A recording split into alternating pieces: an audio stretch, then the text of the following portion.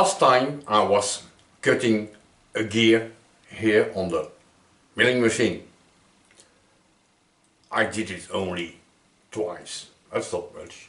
And of course the dividing head was mounted here on the side of the table, right here. And because I'm using this one flute gear cutter, the cut is more or less violent. And I felt that the whole table was moving. Now that is a typical Deckel problem. The rigidity in this table's setup is a little bit questionable. So I had the idea to install an indicator between the table and the slide. Between here we can tilt the table, and this is the fixed part, of course. And because the movement was very quick, I think it must be about 0.05 of a millimeter. When we study a little bit the setup here, this is the vertical table, this is the fixed part. This one slides left and right and up and down, of course. On this table is fixed this pivot system. So this part can pivot front to back and left to right, and also this way. So all this pivot system, as you can see, it is a nice and rigid casting, but not rigid enough. So my idea is to see if it's possible to make this thing more rigid by building here a support. Some kind of square thing that I fix on this table and that supports this table, prevent it from moving left and right and up and down. This is a piece of 40mm steel plate. It's very heavy. And there is a corner cutoff. So I think this could be perfect to be bolted right here. But because it's not long enough, it's only 120mm, and I need a total of 220mm, I will bolt a piece of this square, is also 40mm, cut it off here, bolt it here on top. This side will be bolted to the table, but now this piece is too high, so I have to cut off a part here, and we'll see. On the sides, maybe I can mount this here, and I bought some beautiful brand new bolts, so I can pinch it between this part and on the other side to this part, and having two bolts in here that will serve a little bit as a jack, a bit this idea, the bolt that goes up and down, or something. To hold this part on the table, I need to make new T-nuts. I have here a very nice piece of threaded rod, two brand new ones. I have a nice piece of leftover junk thing here, just to make two T-nuts. It will be just enough. We will see as goes. Let's start by cutting this piece off. Okay, little machine, time to work hard. I have to stop because this part of the machine is touching my piece of steel here. And here's about 5mm left. So I need to find another solution.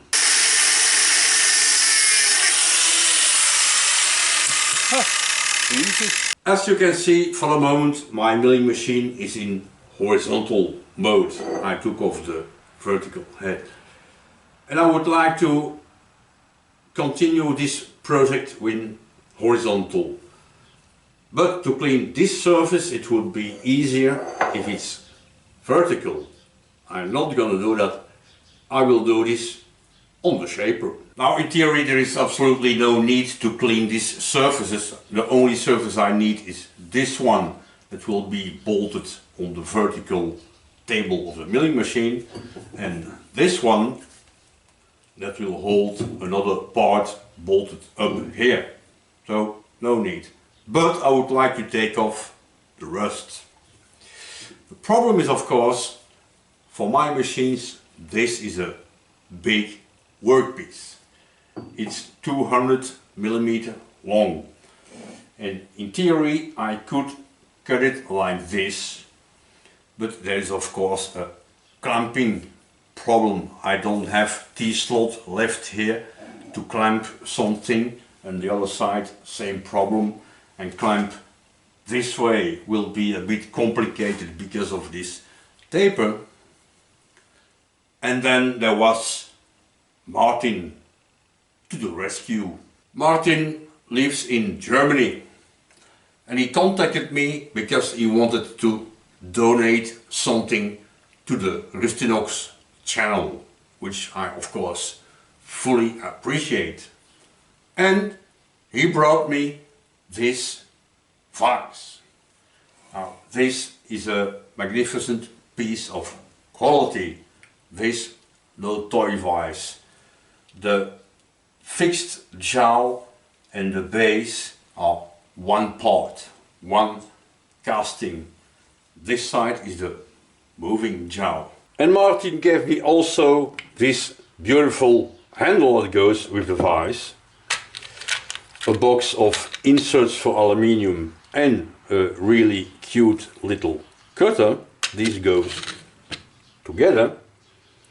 A whole bunch of all kinds of milling cutters and an edge finder.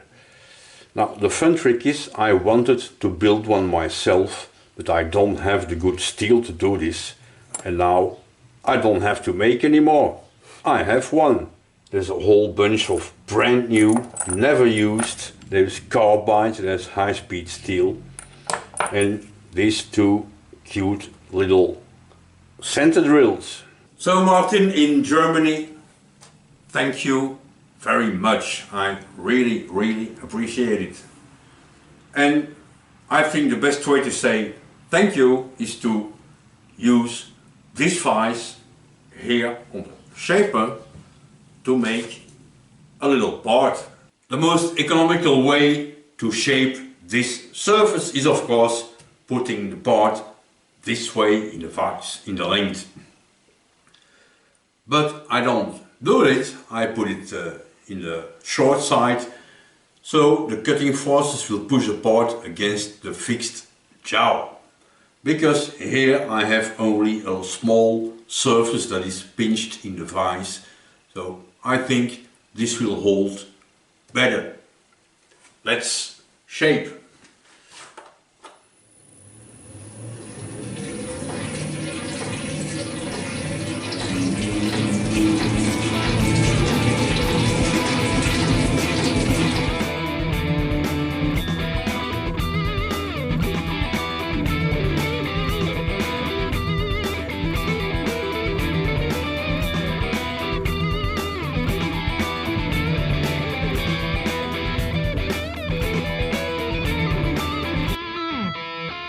These two surfaces are now finished. I just roughed them out, nothing special, just cut it off and that's all. And just for fun I thought, why not take a measurement? So this one is 38.99 and the other side. I think that is a great result. A difference of 1/100th of thickness between this side and this side over a length of 200. I think that's a great result just for roughing work. Right, in the meanwhile I installed my part here on the table, clamped down. I am ready to cut the 3 faces that are not important at all. Just clean up, that's it.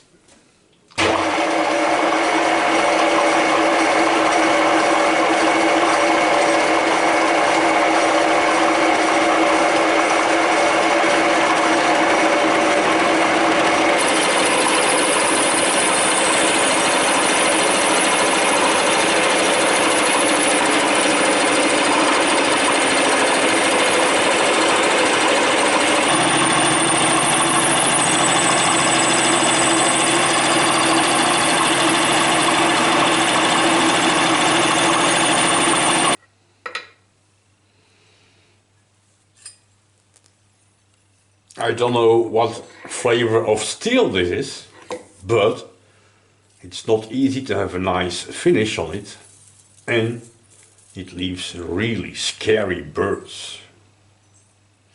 Right, let's deburr and do this little face and this little face.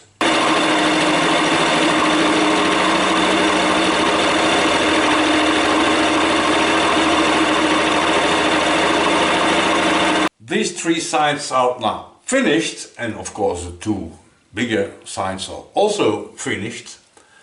And to make sure that I'm not gonna mess up my beautiful piece of steel here, I made a little plan. I think the most logical face to work now is this one. Yeah?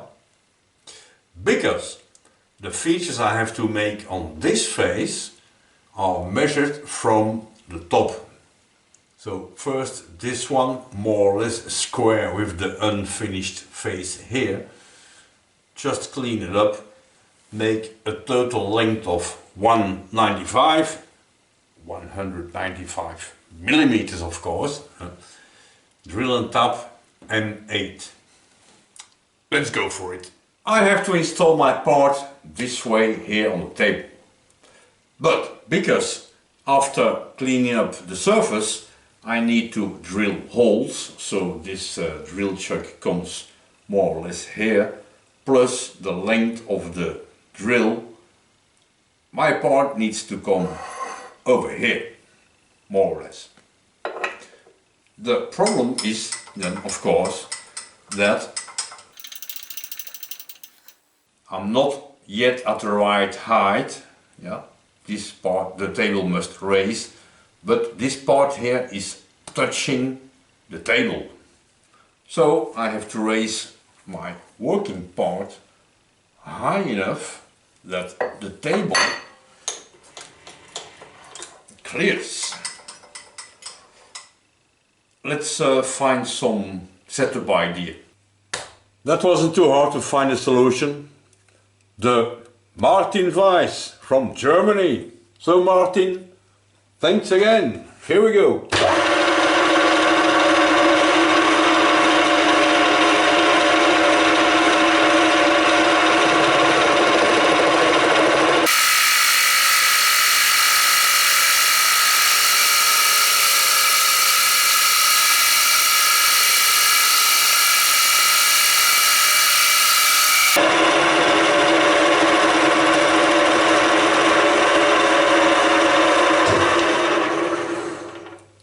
I stopped cutting because I want to try something. Now, this works really fine, that's not a problem, but let's change cutter. Because in the box of sweets that Martin gave me there was also this roughing cutter, and I never used a roughing cutter before. Let's give this thing a go. First test cut, 2 mm depth of cut.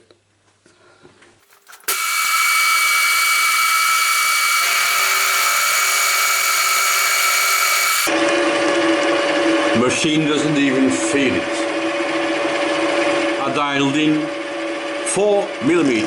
So first we cut off 2. After this it will cut 4. Let's give it some coolant.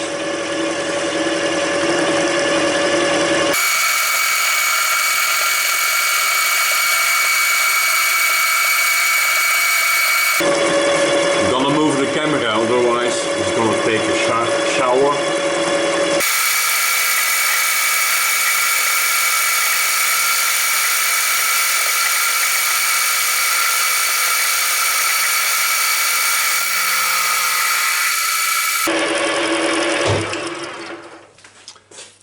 This thing works just great. Crude measurement. After this cut, 2 mm more to go.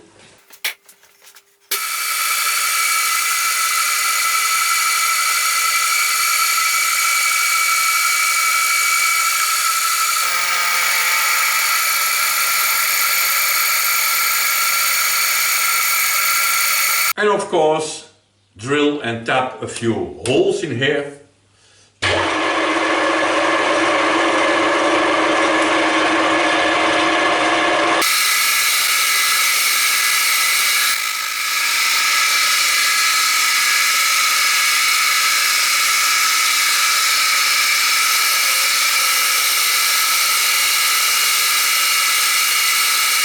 Hand tapping, primitive.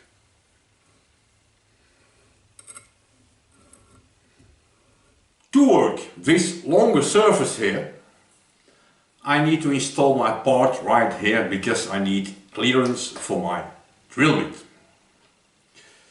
But I also have to cut it with the end mill or with this thing here, which comes here. And now there's not enough reach, the head cannot go far enough. So I have to do it in two setups. Or maybe use the angle plate, put my part on here this way and use the vertical milling head. The table can raise up and down more than enough to have clearance to drill this out. Let's do.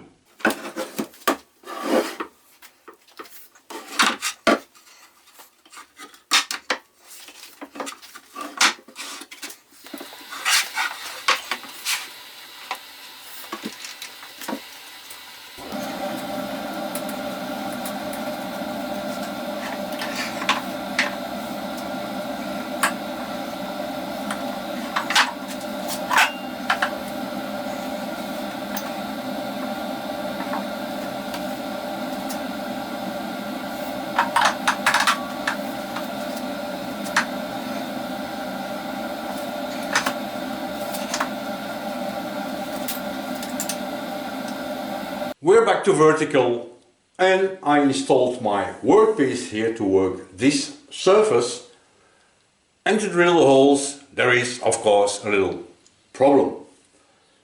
The table is as low as possible and the quill is as high as possible, so this is the maximum clearance. I have here about 35 millimeter, too much, but I have an old, is also 10 millimeter drill. This is a really crappy quality, but if I cut a little piece off, I can pre-drill with this one and after change out to this one. And of course I forgot that it's also possible to put drill bits directly in collets. This shank is nice and clean, no burrs on it. If I put it in my 10 mil collet, I have more than enough clearance here. So, problem fixed. And now let's clean this surface here.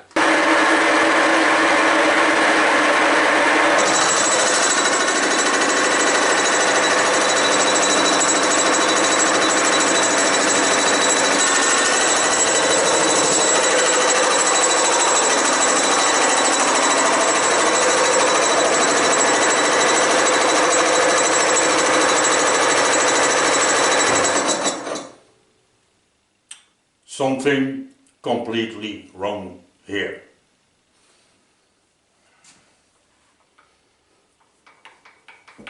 Of course,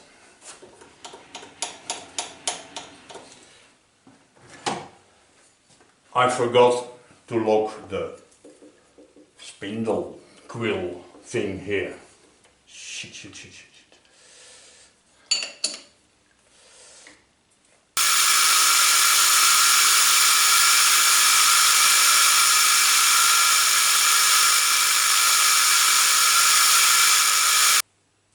Locating tabs.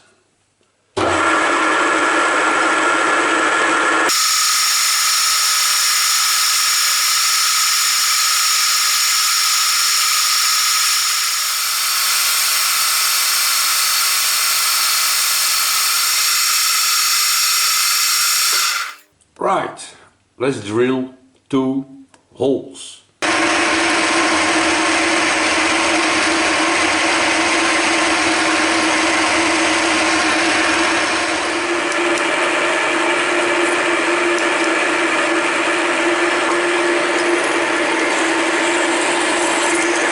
when I made the rail to hold the top part in place, to prevent it from moving, I thought it's maybe a good idea to drill holes here to make locating pins out of this beautiful piece of round.